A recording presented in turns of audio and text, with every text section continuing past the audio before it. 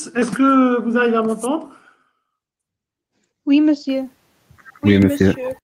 Oui, monsieur. Alors, j'espère que vous portez bien. Donc,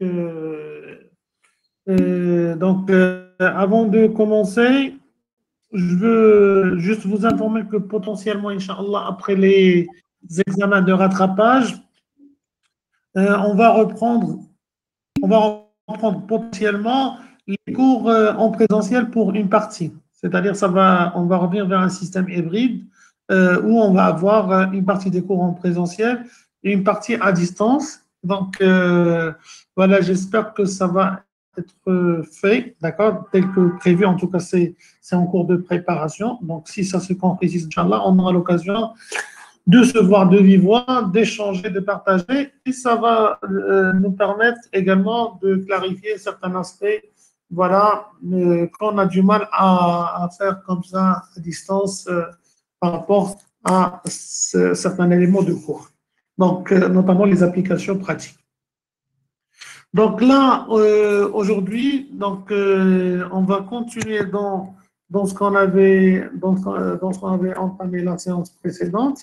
Et donc, au titre de la séance précédente, on avait vu, bien sûr, les aspects juridiques relatifs à la constitution de la société, d'accord?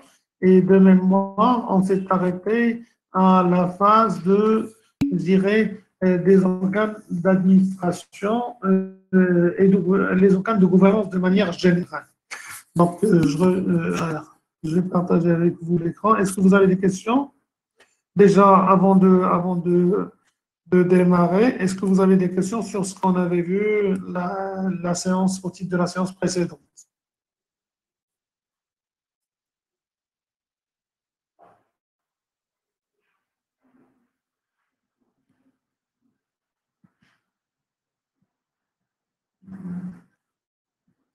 Des questions? Parfait. Donc, si vous n'avez pas de questions, alors je partage.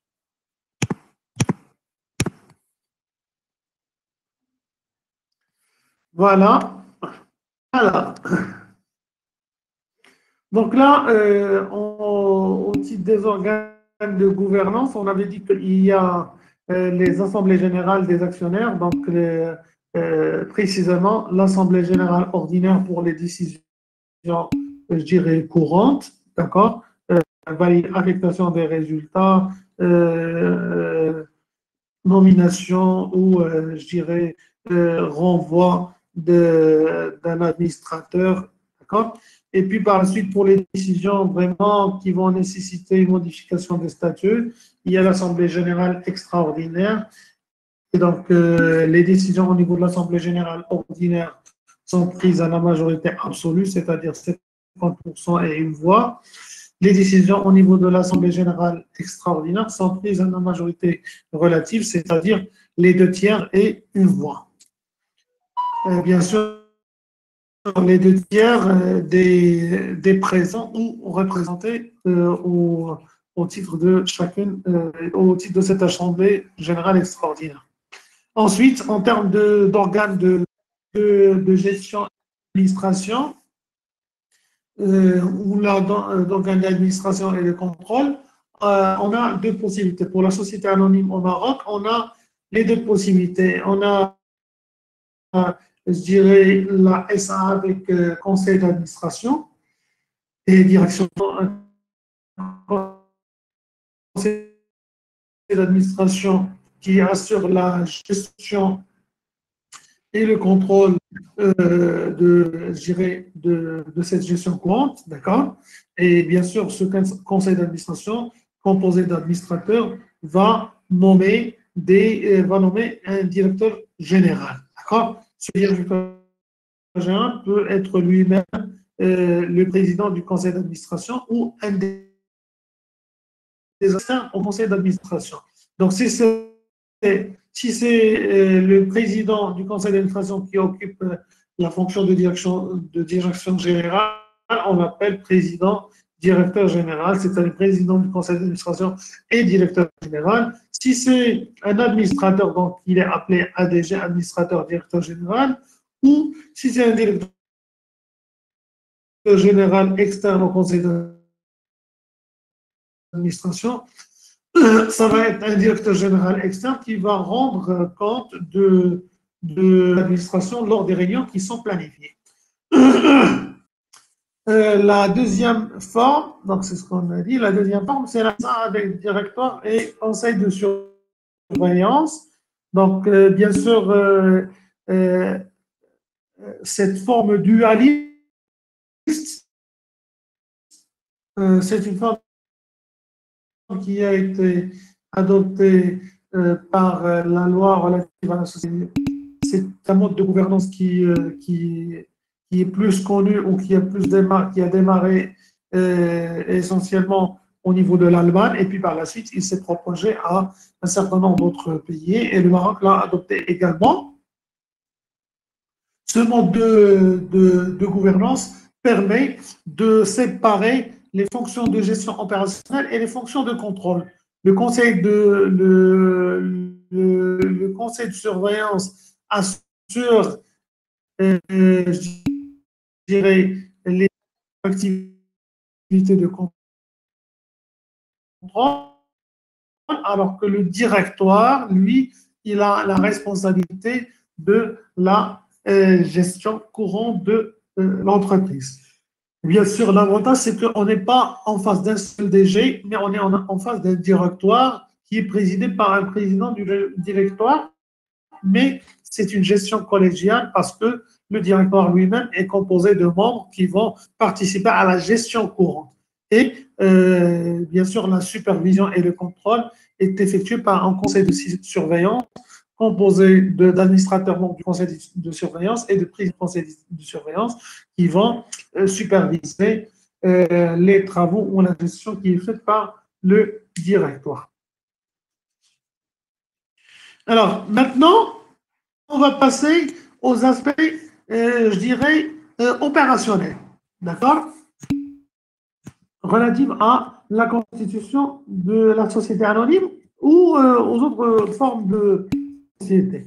Donc là, il faut noter que la constitution de la société anonyme, voilà, passe par un certain nombre d'étapes. Donc aujourd'hui, depuis quelques années de là, d'accord, ça remonte à 2003-2004, la procédure de constitution des sociétés a été simplifiée par la création de ce qu'on appelle le guichet unique. Le guichet unique, c'est le centre régional d'investissement, le CRI, au niveau de chaque ville qui l'héberge. Et l'avantage, c'est que pour une personne qui veut créer une société, il n'a plus l'obligation d'aller faire le tour de l'OMPIC, du tribunal de commerce, de la direction générale des impôts, de la CNSS pour, je dirais, s'inscrire, pour s'identifier.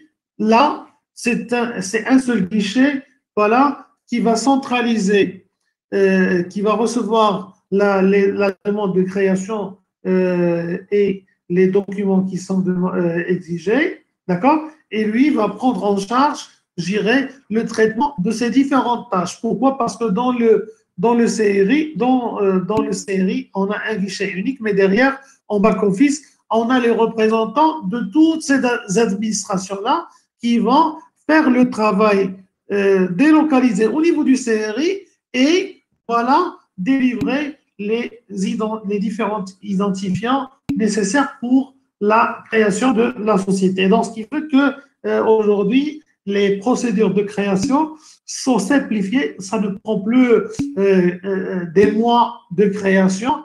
Aujourd'hui, c'est centralisé au niveau de ce centre régional d'investissement, là, au niveau du guichet unique qui est hébergé au niveau du CRI. Aujourd'hui, en moyenne, la procédure de création d'une société, elle prend entre une semaine et 2 semaines, d'accord? Avec bien sûr une réservation au préalable sur le site du Centre régional d'investissement. Et d'ailleurs, il y a pas mal de jeunes qui font ces tâches-là aujourd'hui pour, je dirais, qui proposent ces services-là, ça leur permet d'avoir un budget, voilà, pour financer leur étude, pour, je dirais, avoir un argent de poche. Et c'est quelque chose que vous pouvez le faire également pendant vos moments libres, d'accord? Quand vous avez de la disponibilité, il suffit vraiment de créer une page, voilà, offrir ce service-là. Aujourd'hui, les cabinets de conseil, les fiduciaires, les sociétés, je dirais, ou les commissaires aux comptes, ils font ces services-là de création de sociétés pour le compte des personnes, des investisseurs qui veulent créer leur entreprise. Ils le facturent à entre 6 000 et 12 000 dirhams en fonction de la taille des cabinets de conseil, etc. Donc là, je vois souvent sur Internet des offres à 1000 dirhams, 1500 dirhams. Et c'est quelque chose qui va se faire rapidement et ça permet, si voilà, ce genre d'opération est dupliqué, d'avoir un budget, un argent de poche satisfaisant pour vous et en même temps, ça vous fait également de l'apprentissage sur le terrain parce que vous êtes en contact avec les administrations, vous êtes en contact avec les impôts. Si certains parmi vous sont intéressés, ça peut être une bonne chose. Alors, ceci étant, donc, je dirais pour la création de la société, on a ce guichet unique, voilà, qui va, je dirais, prendre attache avec l'OMPIC, l'Office marocain de la propriété industrielle et commerciale, d'accord, ou intellectuelle et commerciale. L'OMPIC, il produit un certificat négatif pour la dénomination de la future société ou de la société en création. C'est-à-dire, vous, en tant qu'investisseur voulant créer votre société, vous allez proposer, au moment de votre dossier, vous allez proposer, par exemple, trois noms. D'accord? 3 propositions de dénomination de votre société. Et donc, au niveau de l'OMPIC, il va vérifier que les noms ne figurent pas. Donc, bien sûr, avec la première proposition que vous avez faite, le premier choix, donc il vérifie si il y a une société qui existe déjà et qui est dénommée avec ce même nom. Si tel n'est pas le cas, ils vont vous accorder ce nom-là. D'accord? Sinon, il va passer au deuxième choix, sinon il va passer au troisième choix, sinon il va vous demander, on va vous appeler pour vous dire les 3 noms sont déjà utilisés, il faut proposer 3 autres noms. D'accord? Et donc, une fois cette étape est passée, l'OMPIC, qu'est-ce qu'il va faire? Il va vous délivrer un certificat négatif. Un certificat négatif signifie quoi? Signifie que le nom que vous proposez n'est pas utilisé actuellement et vous avez la possibilité de l'utiliser. Bien sûr, avec l'OMPIC, ce certificat négatif, ça vous laisse, un droit d'utilisation de ce nom pendant de mémoire de 3 mois. D'accord? Par ces 3 mois, il le libère pour que si d'autres personnes le proposent, ils peuvent le prendre. D'accord? Mais une fois vous aurez créé votre société avec ce nom-là, ça y est, il est bloqué pour toujours. Personne ne peut utiliser ce nom-là pour une future création. Et donc, le certificat négatif, normalement, il est fourni dans un délai de 24 heures à 48 heures maximum, d'accord, par l'OMPIC. Donc, j'écris ici dans le texte, par les délégations du ministère de Commerce et de l'Industrie. Bien sûr, cette délégation, il est donné à qui? Il est donné à l'OMPIC, à l'Office marocain de propriété industrielle et commerciale. D'accord? Donc, qui va vous valider le nom et également le sigle, voire également l'enceinte que vous voulez proposer. Donc, une fois, bien sûr, c'est fait, d'accord? Par la suite, il y a la possibilité, bien sûr, de procéder au dépôt des documents, d'accord? Donc là, pour le cas de la société anonyme, il faut qu'il y ait vraiment un recensement des souscriptions. Donc, c'est un bulletin de souscription. Et bien sûr, ce bulletin de souscription, il contient quoi? Il contient le nombre d'actions qui sont souscrites par chacun des actionnaires. Pour les sociétés de personnes, pour la SARL, ce document-là n'est pas ouvert. D'accord? Donc, comment dirais-je, ce bulletin de souscription, il doit faire l'objet, d'accord, dépôt auprès de l'administration des impôts. Et bien sûr, un certificat de dépôt est délivré, d'accord, pour les besoins de création. Ensuite, bien sûr, il faut préparer les statuts, d'accord. Les statuts, c'est quoi? C'est le contrat qui lie les actionnaires. Les actionnaires. C'est le contrat qui lie les actionnaires, d'accord. Et dans ce contrat-là, déjà, on va mentionner dans ce statut-là, qui constitue un acte sous sein privé, on va mentionner les différents actionnaires, l'objet de la société, c'est-à-dire quelle est l'activité que cette société va exercer, qui va prendre la gérance pendant la première période, d'accord, le nom du DG, d'accord, qui va prendre la gestion de l'entreprise, puis par la suite, la répartition du capital entre les actionnaires en fonction des informations fournies dans le bulletin de souscription, sa durée de vie qui ne doit pas excéder 99 ans, d'accord? L'ensemble de ces éléments-là, d'accord, vont être renseignés. Maintenant, on peut même renseigner des éléments qui vont couvrir toute la partie liée au pouvoir qui sont alloués à tel ou tel actionnaire. Parce que, par exemple, un actionnaire va exiger à ce qu'il ait un droit de vote supérieur aux autres. D'accord? Donc là, si bien sûr ils sont d'accord, ça doit être mentionné et on va dire les actions telles et telles et telles, ils ont un droit de vote, d'accord? Un double droit de vote. D'accord? Un autre actionnaire, il peut exiger maintenant à ce qu'il soit rémunéré prioritairement. Donc, des actions maintenant appartenant à telle personne, voilà, il bénéficie de ce qu'on appelle un dividende prioritaire, et ainsi de suite. Donc, tout ce qui a à la relation entre les actionnaires, il doit être souligné, il doit être renseigné au niveau des statuts, d'accord? Y compris le siège social, d'accord? Où est-ce que l'adresse du siège social, où est-ce que la société va être hébergée, d'accord? Et tous ces éléments-là, bien sûr, ils vont être renseignés. Une fois c'est validé, ça va faire l'objet de signature de l'ensemble des associés, présents ou représentés. D'accord? Donc, les statuts, bien sûr, ça fait partie des documents qui sont demandés. Alors, bien sûr, les statuts doivent être édités minimum en 5 exemplaires. D'accord? L'administration des impôts vous remet un exemplaire.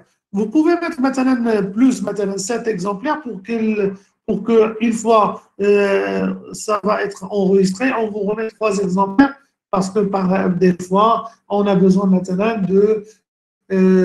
d'archiver un exemplaire de statut chez la direction juridique, un autre chez la direction financière, voilà, etc. Donc, pour avoir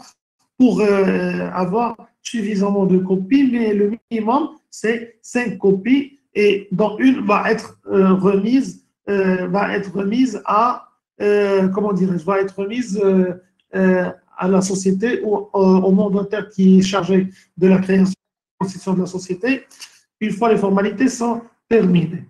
Donc là, les statuts doivent faire l'objet de paiement de frais de timbre de 20 dirhams par feuille, par page, par feuille, et de droits d'enregistrement. Bien sûr, si c'est imprimé en papier A4, normal, d'accord, c'est 20 dirhams. Si c'est imprimé dans une dimension supérieure, voilà, c'est 50 dirhams par feuille. Alors, on va payer également les droits d'enregistrement. Alors, les droits d'enregistrement, d'accord, et sont payés sur les différents actes, conventions qui vont matérialiser des mutations des droits, d'accord? Donc, ces droits d'enregistrement, voilà, ils sont d'une valeur de 100 dirhams pour les actes et les mutations, et ils s'élèvent à 1000 dirhams pour les actes de constitution et d'augmentation de capital, d'accord? Donc, 1000 dirhams, les actes de constitution de société, et s'il y a une augmentation de capital, c'est également soumis à un droit d'enregistrement de 1000 dirhams. Mais attention, depuis 2019, c'est-à-dire depuis la loi des finances de 2019, voilà, il y a eu une mesure supplémentaire qui s'est rajoutée, précisant que lorsque le capital souscrit dépasse les 500 000 dirhams, d'accord? Les 500 000 dirhams, voilà, les droits d'enregistrement sont établis à un pourcentage de 1%. C'est-à-dire, et là, vous allez créer votre société avec un capital souscrit de 1 million de dirhams, vous allez payer, voilà, 10 000 dirhams. C'est 1% des droits d'enregistrement. Il a qu'à 500 000, le capital est inférieur à 500 000 dirhams, vous allez payer uniquement 1000 dirhams. Au-delà de 500 000, vous payez un. Le texte, c'est parce qu'il est mal formulé. De 500 000 et au-delà. D'accord.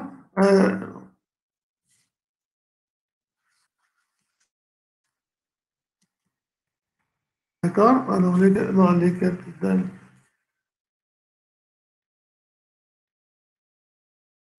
Parfait. OK, donc là, maintenant, on l'ajustera. Donc, alors, on a les droits d'enregistrement et les droits de timbre. Donc, en plus, bon, là, je ne vais pas vous alourdir avec les autres documents qui sont demandés, je vous les liste pour information. Donc, je vais les lister après. Alors, je vous liste les autres éléments qui sont demandés pour le cas de la société anonyme. D'accord? Donc, en plus, là, 5.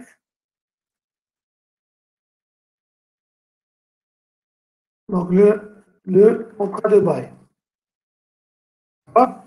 Où est-ce que la société va être domiciliée?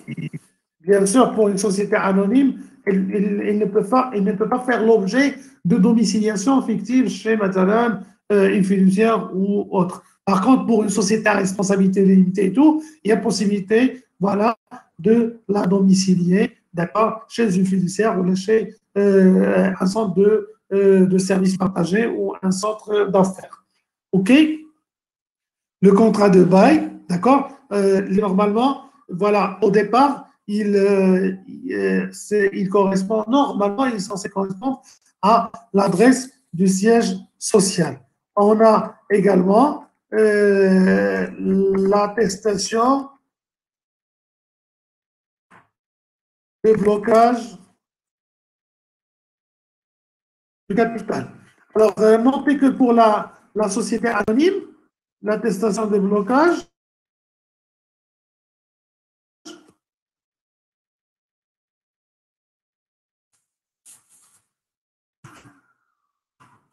alors, bien sûr, l'attestation de blocage est obligatoire, d'accord?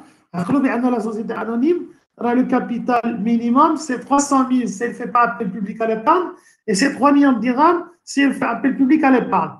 Donc, pour les autres formes de société, juste à titre d'information, quand le montant du capital souscrit est inférieur à 100 000 dirhams, il n'y a pas obligation de bloquer le capital. Le blocage du capital, c'est que quand le capital est souscrit, il faut qu'il fasse l'objet et il faut qu'il soit libéré, d'accord, par les apports effectifs des actionnaires qui ont souscrit. Maintenant, l'actionnaire, il a souscrit à 100 actions d'une valeur de 100 dirhams chacune, donc il doit verser dans le compte bancaire 10 000 dirhams correspondant à sa participation dans le capital. Donc, chacun des associés va verser dans le compte bancaire créé pour la société, d'accord, en création, le montant ou sa part dans le capital.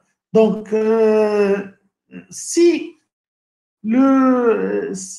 comme je vous ai dit, une fois les versements auront été effectués, la banque, elle délivre ce qu'on appelle une attestation de blocage du capital. Comme quoi, le montant du capital chiffré à temps, par exemple, à tel montant, il est bloqué entre nos mains jusqu'à accomplissement des formalités de création.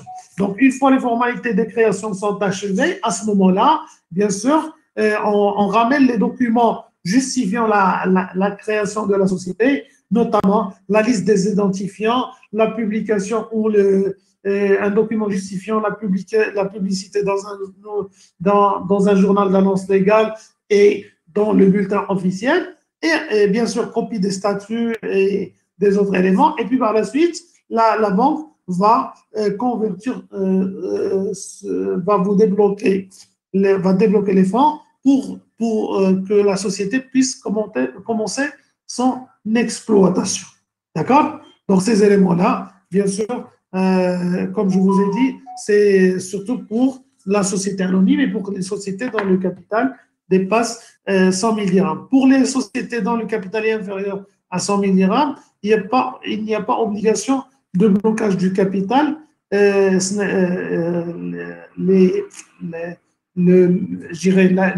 administrations compétentes ne l'exigent pas. D'ailleurs, pour certaines formes de société, ils n'exigent même pas de minimum de capital. Donc, rien maintenant, le capital il est de 100 000 dirhams. 100 000 dirhams, on peut même ne pas le verser immédiatement. D'accord? Donc, bien sûr, par la suite, il faut pouvoir le verser pour justifier de l'apport du capital en cas de contrôle, d'accord, que ce soit administration des impôts, là, ou là d'autres organes. Donc, voilà. Donc, là, bien sûr, est-ce que le blocage du capital pour les apports en numéraire. Pour les apports en nature, d'accord, ils doivent faire l'objet d'une évaluation. D'accord? Et dans le cas où c'est des apports, dans le cas d'une société anonyme, ils doivent faire l'objet d'une validation par un commissaire aux comptes. C'est-à-dire que le commissaire aux comptes, il doit certifier la valeur des apports en nature. Donc là, on entre dans le détail. Donc le DOC, il précise. Dans le DOC, on a bien sûr différentes formes d'apports qui sont possibles. Donc là, essentiellement, on a trois formes d'apports. Les apports en numéraire, les apports en nature et les apports en industrie. Donc les apports en numéraire qui venaient juste avant, c'est les apports qui sont faits en argent frais comptant. D'accord? Le compte bancaire de la société. Donc, c'est un apport en numéraire. Les apports en nature, c'est les machines, c'est les fonds de commerce, c'est autre immobilisation, c'est les marchandises, des stocks de marchandises qui peuvent être apportés par un des actionnaires. Ça peut être également des créances qu'un des actionnaires va apporter. D'accord? Et donc, ces apports-là, on les appelle apports en nature. La troisième catégorie d'apports, c'est les apports en industrie. Alors, qu'est-ce qu'on veut dire par apport en industrie? Apport en industrie signifie qu'un des associés, il va apporter une expertise. Maintenant, on crée une société de développement informatique. Et un des associés, il va dire, ah non, alors je suis ingénieur informaticien, je maîtrise, j'ai une expertise dans le développement d'applications, de logiciels, de solutions informatiques. Et donc, moi, ça part dans le capital, d'accord, en argent liquide, maintenant. Moi, je vais ramener mon expertise que je vais mettre à votre disposition, là, à la disposition de la société. Donc, notez que pour les apports en industrie, normalement, ils ne sont pas autorisés dans le cas de la société anonyme. D'accord? Donc, seuls sont autorisés les apports en numéraire et les apports en nature, bien sûr, sous réserve de la validation de la valeur des apports en nature par un commissaire au compte, dans le cas de la société anonyme. Fiscalement, bien sûr, les apports sont de trois catégories. Donc, on a les apports purs, on a les apports onéreux, d'accord, et on a les apports mixtes. Qu'est-ce qu'on veut dire par apport pur ou simple? Donc, les apports purs et simples, c'est des apports qui sont faits par les associés lorsqu'ils reçoivent uniquement des droits sociaux. C'est-à-dire, moi, je verse en contrepartie de quoi? En contrepartie d'un nombre d'actions. D'ailleurs, voilà, on explique après. Donc, ces droits peuvent être matérialisés par l'attribution de parts sociales ou actions. Donc, pour la société anonyme, quelqu'un qui va verser maintenant 10 000 dirhams, d'accord, en contrepartie, alors, il va prendre maintenant 100 actions d'une valeur de 100 dirhams chacune. 100 fois 100, ça fait 10 000 dirhams. D'accord? Et donc, il prend d'accord, des parts sociales en contrepartie ou des actions. Pour le cas de la société anonyme, comme c'est actions. Là, bien sûr, il y a les apports, normalement, ils sont soumis à des droits. Donc, pour les apports simples ou purs, ils ne sont soumis à, ils sont exonérés et donc l'apport il est soumis à un taux de 0%. Donc, ils sont exonérés des droits d'enregistrement. Alors, les apports à titre onéreux, la deuxième composante, c'est des apports qui sont effectués par les associés et non rémunérés par des actions. D'accord?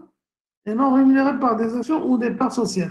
Donc, ces apports-là, bien sûr, ça correspond par exemple des dettes d'un montant équivalent et que la société créée s'engage à prendre en charge.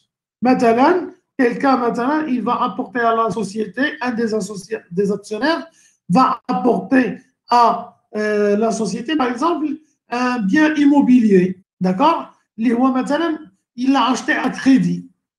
Un bien maintenant qui vaut 3 millions de dirhams, ou il l'a acheté à crédit, d'accord? Il reste à payer maintenant 2 millions, les 2 millions et demi. Donc là, c'est des apports à titre onéreux et donc ils doivent subir des droits d'enregistrement. Alors, les droits d'enregistrement, ils sont déclinés comme suit.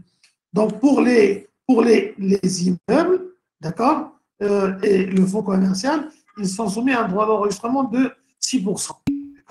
Pour les terrains à bâtir, les terrains nus à bâtir, pour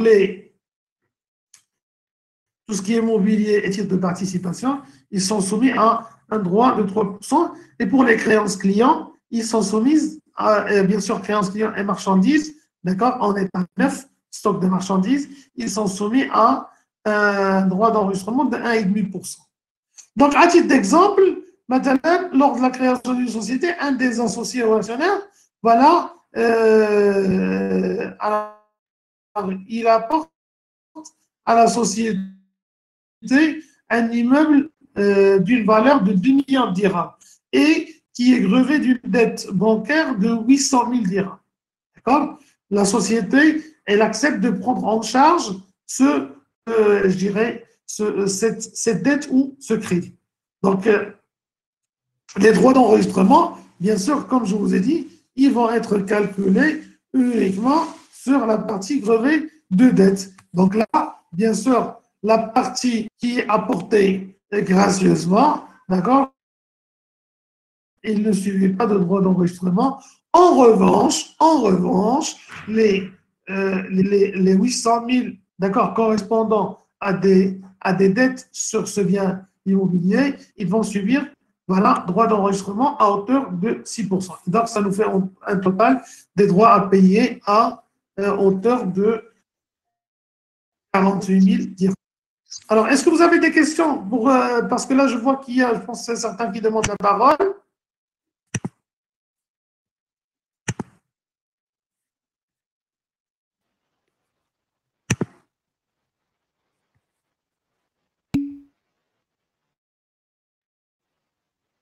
Alors, Irma, est-ce que vous avez un souci de son ou de connexion?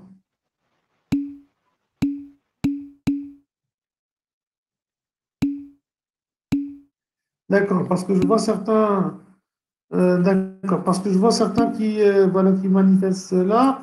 Ok, donc c'est rassurant, bien, non, mais c'est, donc on continue. Alors, donc là, comme je vous ai dit, voilà, donc on a ces éléments-là qui constituent des droits d'enregistrement qui sont exigibles, bien sûr, au titre de ces apports là, en nature qui sont grevés de droits ou de dettes. Donc voilà, alors ce qu'on va faire, donc là, euh, je vais enchaîner avec vous sur, je dirais, à partir de la séance prochaine, je vais enchaîner avec vous avec, je dirais, les schémas comptables qui correspondant à cette étape d'apport de capital, d'accord, de souscription et de libération de capital avec, bien sûr, le paiement des droits, impôts, taxes correspondants aux droits d'enregistrement, droits de timbre relatifs à ces opérations-là. D'accord? Donc, donc si vous n'avez pas d'éléments si tout est clair jusqu'à présent, donc ça me rassure parfaitement et je vais m'arrêter là pour aujourd'hui. Et par la suite, donc là, on pourra reprendre le vendredi, Inch'Allah.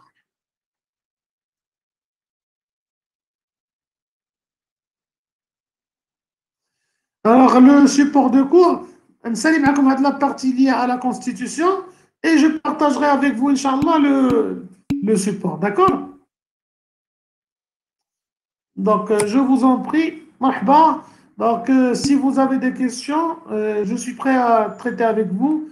Et sinon, je vous laisse le soin voilà, de faire, je dirais, une petite révision. Et puis, par la suite, le vendredi, Inch'Allah, voilà, je peux répondre à vos questions avant d'attaquer, je dirais, les schémas comptables que j'envisage de voir avec vous. Allez, donc, bonne fin de journée et à vendredi, Inch'Allah.